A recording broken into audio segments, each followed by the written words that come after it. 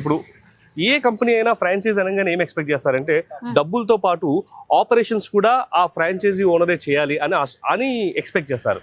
కానీ మనం ఏం చేస్తున్నామంటే ఫ్రాంచైజీ పార్ట్నర్ ని ఇన్వెస్టర్ లా ట్రీట్ చేస్తూ ఆపరేషన్స్ అన్ని కూడా మనమే చూసుకుంటాం. అంటే దీని మెయింటెనెన్స్ కానీ, అప్ టైం కానీ, పవర్ బిల్ కానీ, ఏదైనా రిపేర్ అయితే రిపేర్స్ కానీ, డిమాండ్ జనరేట్ చేయడం కానీ. ఫర్ ఎగ్జాంపుల్ అక్కడ ఒక టాటా ఎలక్ట్రిక్ వెహికల్ వస్తుంది, మోస్ట్లీ యూటర్న్ తీసుకుని ఇక్కడికి రావచ్చేమో, రైట్? సో వాళ్ళకి ఎట్లా తెలిసింది టాటా నెక్లెస్ రోడ్ లో ఒక ఛార్జింగ్ స్టేషన్ ఉంది. దీనికి సంబంధించినటువంటి బిజినెస్ పరంగా, టెక్నాలజీ పరంగా, సాఫ్ట్వేర్ పరంగా, పేమెంట్ గేట్వే పరంగా, పర్మిషన్స్ పరంగా, ఈ ట్రాన్స్ఫార్మర్స్ ఇవన్నీ కూడా మేమే చూసుకుంటాం. అవుతుంది.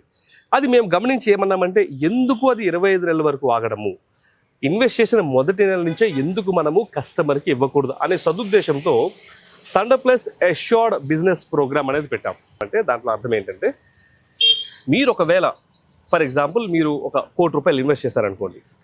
ఈ ₹1 కోటి మీరు ఎఫ్డీలో పెడితే 6-7%, లేదా మ్యూచువల్ ఫండ్స్లో పెడితే ఒక 10%, స్టాక్స్లో పెడితే పెరగవచ్చు రావచ్చు, మీకు గ్యారంటీ ఉంటుంది. అంటే మినిమం టు మినిమం 12%. అంటే మా కమిట్మెంట్ ఎక్కువే ఉంటుంది. కానీ పొరపాటున సంవత్సరం అంతా చూశారు ₹1 కోటికి మీకు మినిమం 12 లక్షలు రావాలి, 15 లక్షలు 20 లక్షలు వచ్చింది అనుకోండి, మీరు హ్యాపీ, నేను హ్యాపీ. ఫర్ ఎగ్జాంపుల్ మీకు 10 లక్షలే వచ్చింది. అప్పుడు మేము ఏం చేస్తామంటే డెల్టా 2 lakhs ఏదైతే ఉందో without any questions asked thunder plus will give the money to franchise.